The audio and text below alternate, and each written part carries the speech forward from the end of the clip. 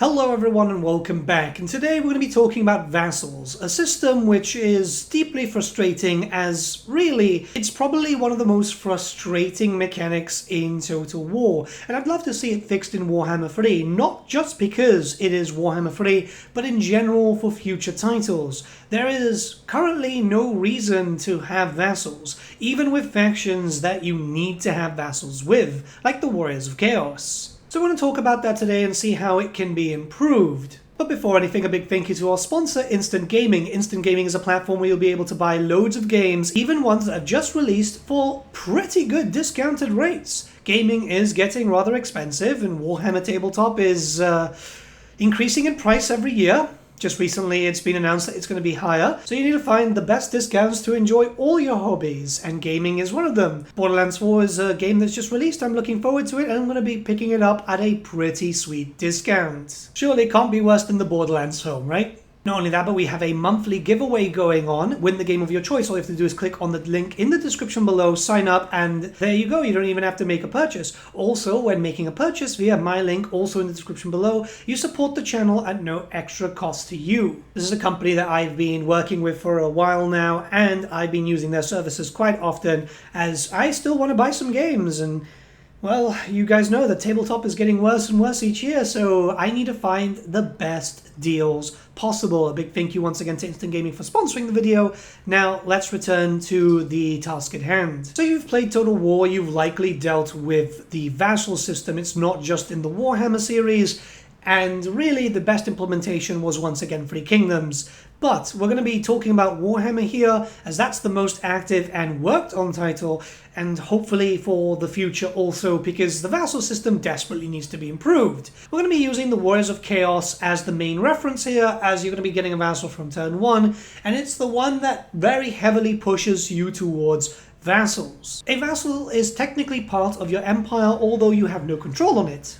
What they are there for is essentially building up buildings, going out to deal with targets that you might not want to deal with, and giving you tribute. With the Warriors of Chaos, they are one of your main sources of income if they correctly work. In this case, I think there's a cap of 20,000 gold per turn if they've built up and actually have the income to spend over, or depending on how many vassals that you actually have. Alongside with them just existing, there is an allegiance tab, which you can set enemy targets, you can request armies so you can use them, an outpost system, which means that you can build up in their settlements and they can build up in yours. It's just a small outpost, but that means that you can recruit troops from their roster. With the Warriors of Chaos, for example, you'll be able to get access to Chaos War Mammoths, a unit that on the tabletop was part of the Warriors of Chaos, but is only available to Norska, which is kind of silly in all honesty. And then finally, ally missions. The problem with ally missions and the target stuff is, one, the ally missions is just kind of useless,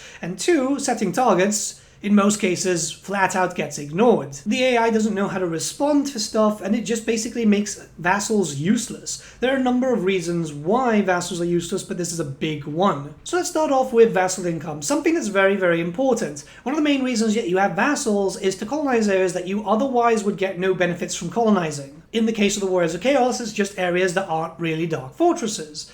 Here we are in turn 4, and the only income that we're getting here is +4 upkeep. It's not really that good. Granted, they've just been vassalized, but it's not really something that you look forward to. Now, as they expand, you're expecting a lot more. However, even with a lot of settlements, where at turn 25, they've got a fair chunk. I've been gifting these guys the settlements, by the way, because they've not really taken anything barring one. I think it was the Terracotta Graveyard. I'm only getting about 85 tributes per turn, which is pretty abysmal. Their empire, so to speak, is about, what, double mine at this moment in terms of settlement count, and they've got 2 armies up and running, mostly just marauder crab stacks. It ends up with me babysitting them and having to take care of them more than they are actually supporting me, which kind of defeats the point of a vassal. Not only that, but I'm dealing with other problems. I just got rid of Miao Yin. I want to go and deal with Lokir now, because he's going to be a massive problem if I don't take him out early. Now, my income is still very good because I'm mostly focusing on building up the dark fortresses, but it would be nice if I had more cash coming in from my vassals.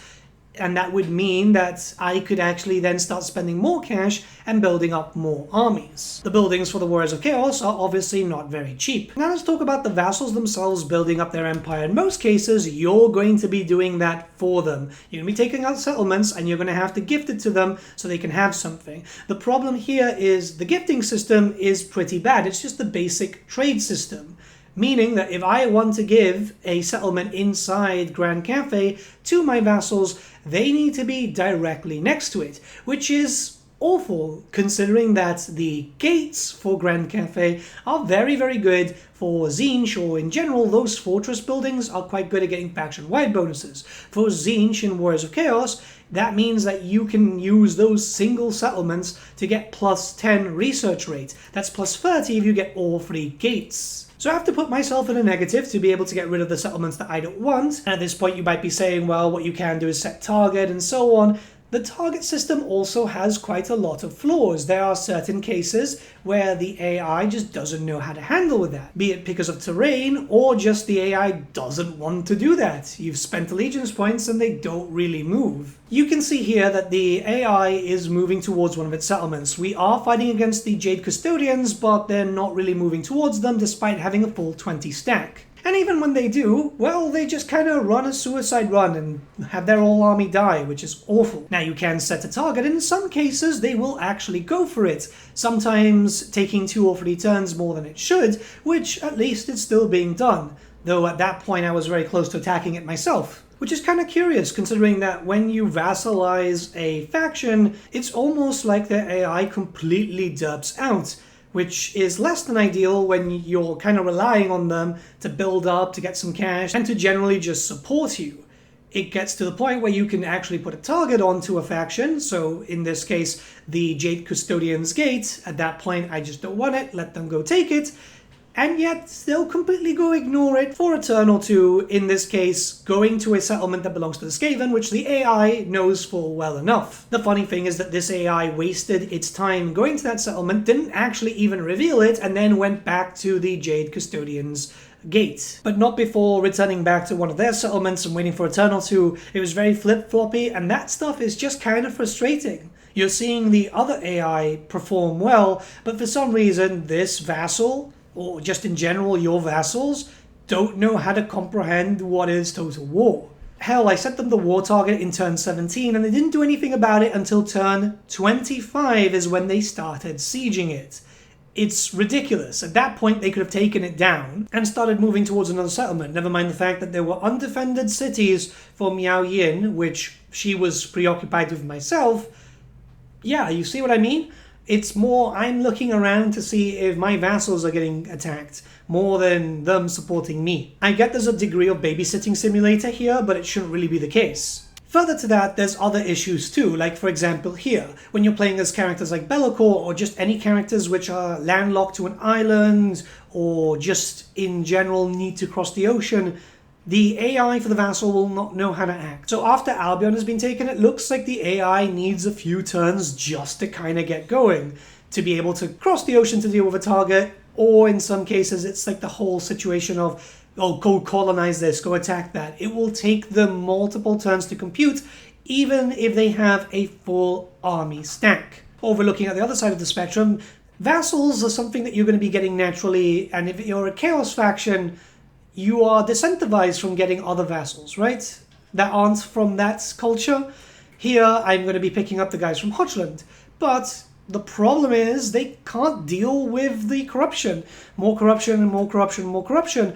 This leads to rebellions. This leads to the vassals getting destroyed from within. Now, the Chaos vassals themselves have a system where they will automatically take that corruption and they'll build up from it, which I'm not saying that these Empire factions should, but you'd expect them to build up certain things to kind of deal with the corruption. Honestly, I'd even say just let them nullify the negative effects. You've taken them over. This is like a Chaos cult taking over.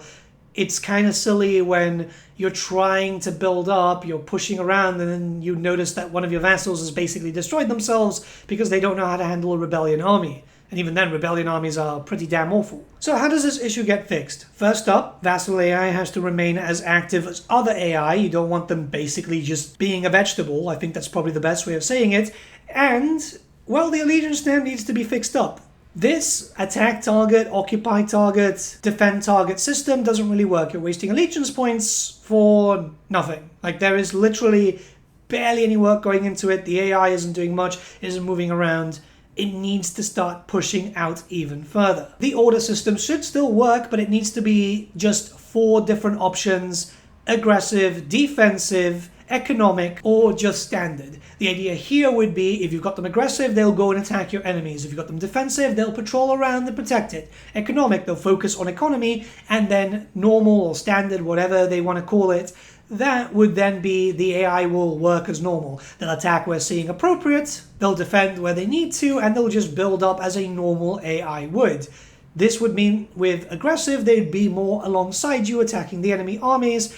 If they're being defensive, they're just going to hold back. If they're being economic, they can support you more, which I imagine most players would go for that. You'd be getting a lot more tribute, and that means that you could then focus on taking the territories. They could also take some inspiration from CK3. Now, I'm not saying this vassal system, as it's very, very thorough, even more so than Free Kingdoms, and it wouldn't work for a total war.